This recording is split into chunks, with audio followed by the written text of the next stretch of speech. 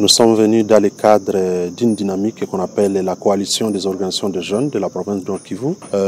qui milite pour la mise en œuvre de la résolution 2250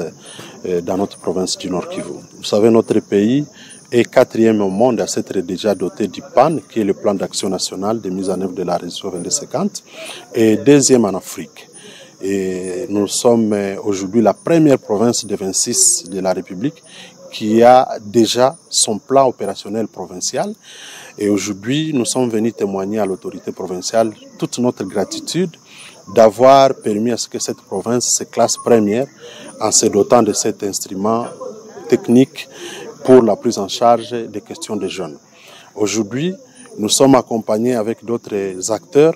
parce que nous sommes venus faire un plaidoyer pour que les contenus de ces documents puissent émerger dans le budget de la province, profitant de cette session budgétaire au pays. Et aujourd'hui, nous avons la commission budgétaire en train de fonctionner.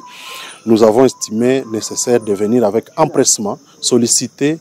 la bienveillance de l'autorité pour que les besoins des jeunes soient pris en compte. Vous savez qu'il y a 2 jours, l'autorité a réuni les jeunes de la partie sous contrôle du gouvernement, au Nord Kivu, et l'autorité a demandé à ce qu'une commission travaille pour justement faire un cahier de charges des jeunes. L'autorité vient de décider que nous puissions faire de ces documents un document supplémentaire au plaidoyer que nous venons de faire,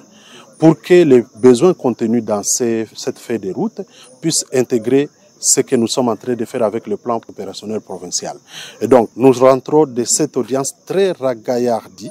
parce que, pour ceux qui ne le savent pas, l'autorité provinciale est flexible et accepte de nous recevoir le 8 octobre pour